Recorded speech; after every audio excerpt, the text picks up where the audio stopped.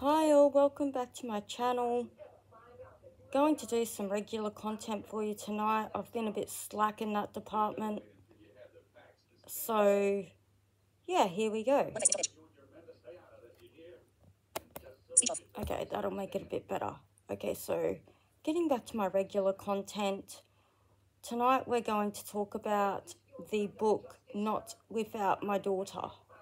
You may actually remember that it was also a film, and the film was released in 1991. Both the book and the film were a bestseller. Sally Field played Betty Mahmoodi, and Sheila Rosenthal, I think her name is, she played Martab. But tonight I'm going to be talking mostly about the book Not Without My Daughter, which Betty Mahmoodi wrote with William Hofford. And yeah, I think that the book is more important because in terms of content, the book probably had a lot more information and gave a lot more insight into the story. The movie was actually very different to the book.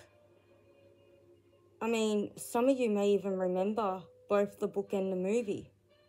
So, yeah, I personally preferred the book, although the movie was pretty good too. Now, before we get into it, please don't forget to hit the like and the subscribe. Also, don't forget to turn your notifications on so you know when I drop a video or go live. We don't want you to miss anything. Okay, now that's out of the way, let's get into it. So, Not Without My Daughter was about a American lady who was married to a man from Iran. They had a daughter together, and when the daughter was 4, her father said he wanted to go back to Iran, take the daughter and wife so they could meet his family, and that they would be going for a 2-week vacation. Well, that 2-week vacation turned out to nearly be 2 years.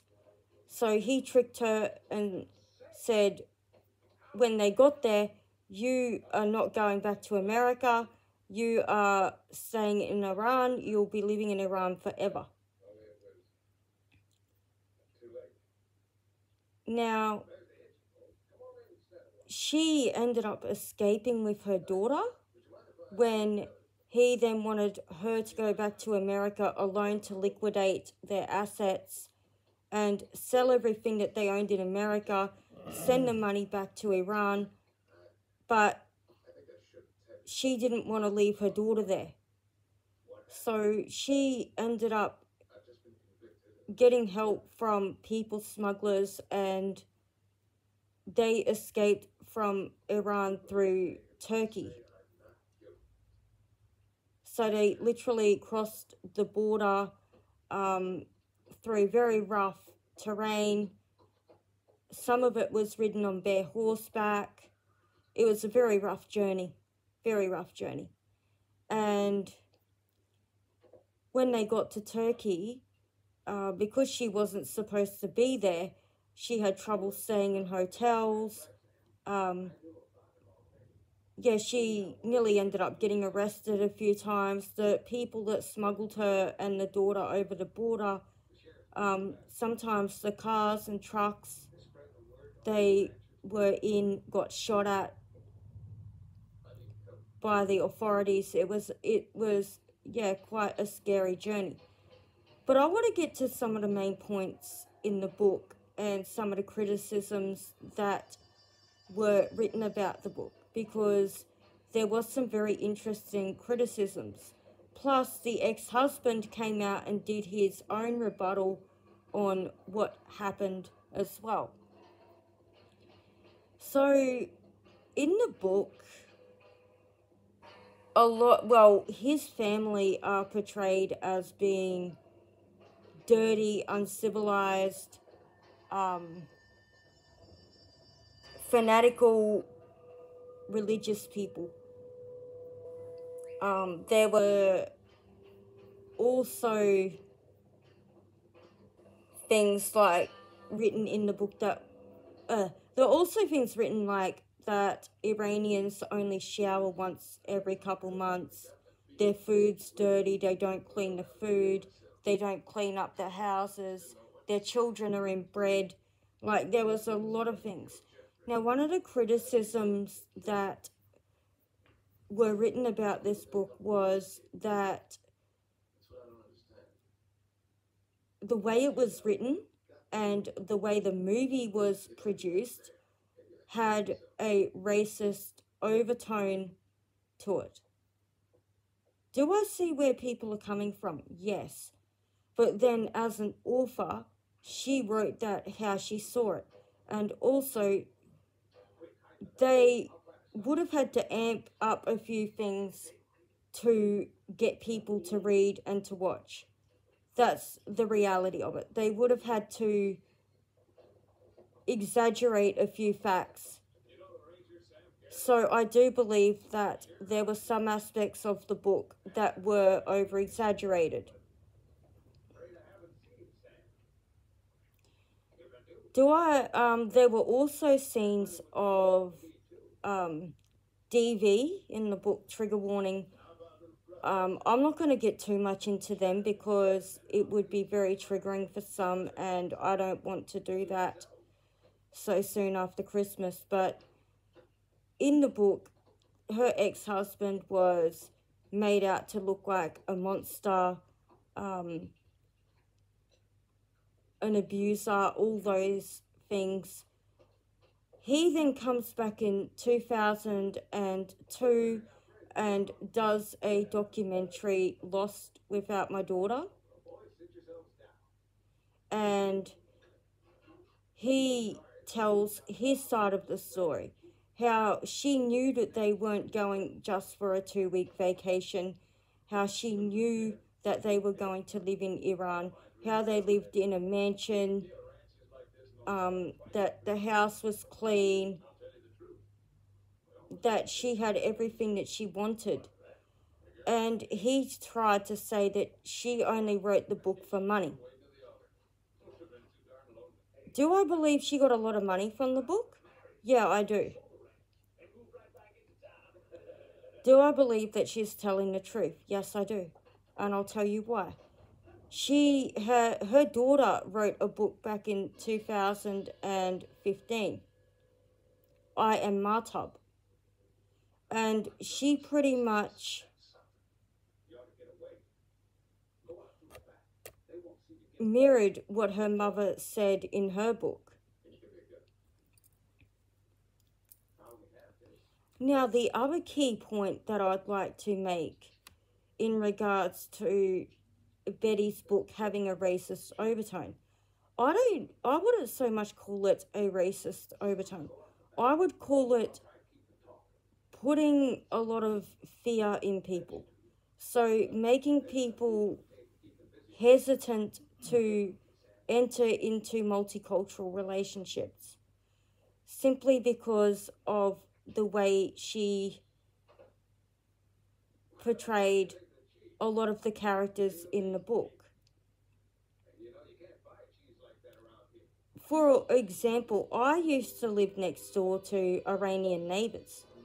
By God, if I were to believe what Betty wrote in that book, whoa, these people were clean. Their house was fucking spotless. Whoops, one cuss word. I wasn't going to cuss in this video, but yeah. But their house was absolutely spotless. Not a speck of dust anywhere. True. The children were clean. The food was beautiful. She could cook a feed, man. Wowee. And honest to God, they were the best neighbours I ever had. The children were well-mannered, respectful. I could get the son to help me take the rubbish down. I could ask him, he'd do it, wouldn't even argue. He was probably 8 years old at the time. But, you know, she made out like, this woman made out like these people were animals. Like their children were unruly, bad-mannered. I do agree that there were probably some, and there were probably oh, no, I'm not going to say that. There were probably dirty people living in Iran. I mean, gosh, we got a lot of Australian people that live like disgusting human beings. So, I mean, she did, in a way, tar a lot of them with the same brush. So I do see where the criticisms of her come from.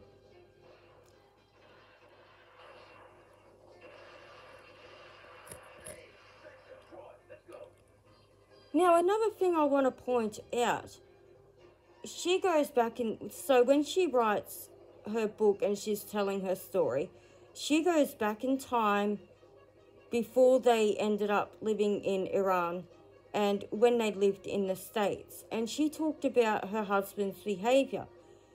She claims that she saw red flags with the marriage even before they went to Iran. And when questioned and said, well, why did you go to Iran? She said, well, if I didn't go, he would take my daughter. And I would never see her again. Which, I don't know if that's true or not. I guess, no, he says that he wouldn't in his rebuttal documentary. So, I mean, that is all hearsay from both sides. But that is why she went to Iran, and that is why she took her daughter. But I find it interesting that she never acted on the red flags before she got married. He was possessive over her. He kept losing jobs. He kept getting into extreme politics of the not so good kind. I mean, there were a lot of things, and I don't want to ruin the story. I'd hope that anybody who listens to this video would actually go listen to it or read it, watch the movie, do what you've got to do, and, you know, give it a read, give it a view, because it is actually a very eye-opening book.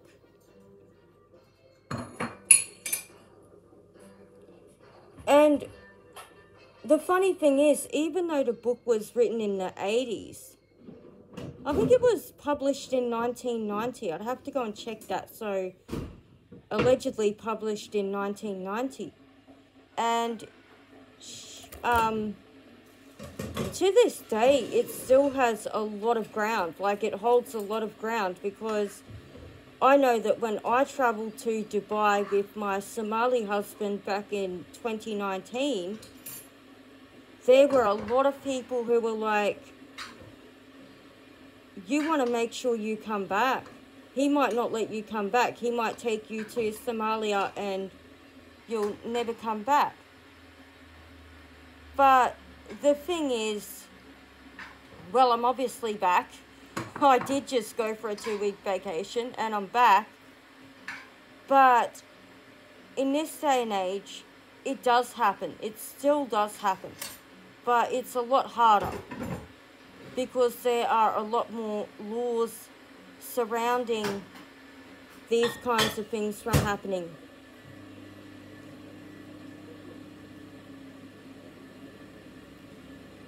Now, the other thing that she didn't know before she went to Iran was that if she went there with her husband and she had any children, that made her and her children automatically Iranian citizens just for being married to an Iranian man. So I actually asked my husband on this point, is this actually true? I asked him before we got married. So I said to him, okay, if I marry you, what happens if I go to Somalia? He said, well, that makes you a citizen of Somalia. So if I went there today, I would be a citizen there. So that part of the book would have actually been true.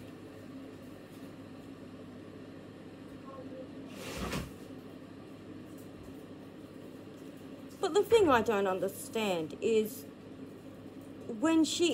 before she left, she had a bad feeling about the trip all along, and she did go and see an attorney. He actually said, well, if your husband takes your daughter to Iran, there's actually not a lot you can do about it, because he actually hasn't done anything wrong to not be granted child visitation if you were to divorce him. Which I also found interesting, because if you were to take a child away from its mother, isn't that wrong?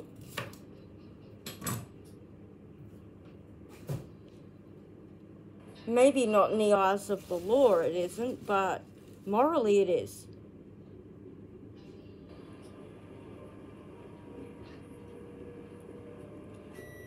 Betty Mahmoodi also wrote another book, For the Love of a Child, which I'm thinking I will review in another video.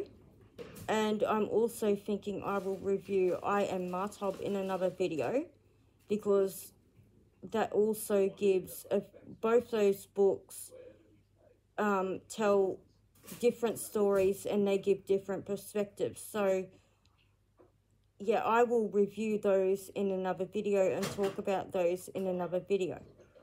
Now, before I end this, I would just like to say that Betty Mahmoodi and her daughter are two of the most bravest women that I have ever heard of in my life. And even if some of the details in the book were fabricated, I do believe that there was an element of truth in most of it. And to escape through Turkey just to save your daughter, yeah, you have to be a brave woman. I don't think anyone would do that for money.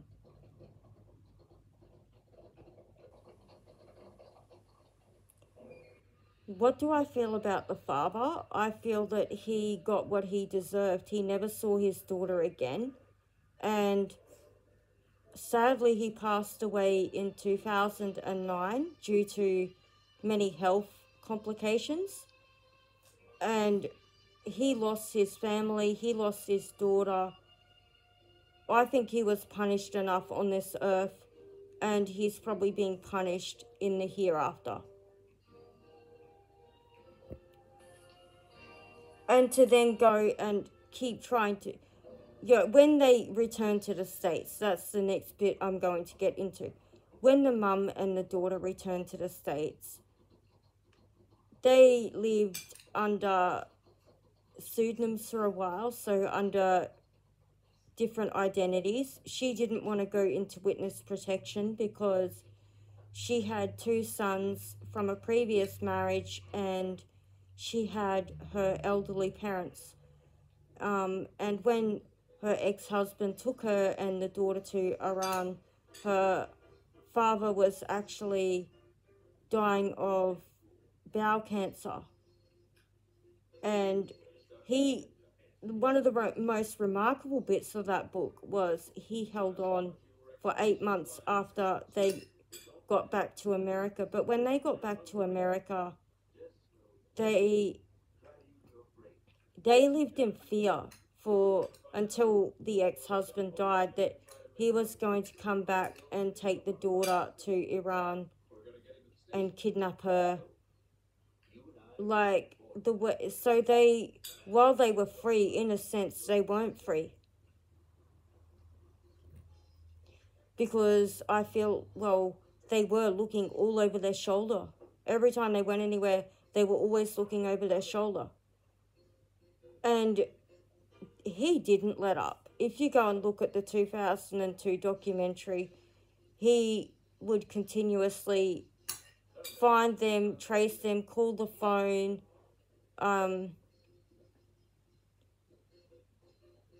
jeopardize their safety, because he wanted to see the daughter, but the daughter didn't want nothing to do with him. And the mother said, if you want something to do with your dad. You're an adult now. You can have something to do with him. She said, no, I don't want to speak to him. I don't want anything to do with him. I remember what he did to us in Iran. And I mean, she was 4 and nearly 6 when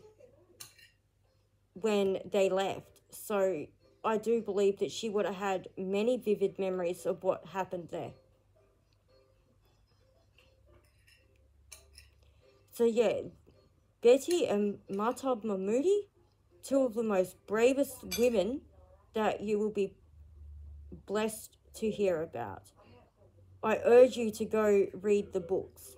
Not Without My Daughter, For the Love of a Child, and I Am Mahtab. Thank you for watching this. Hope you enjoy.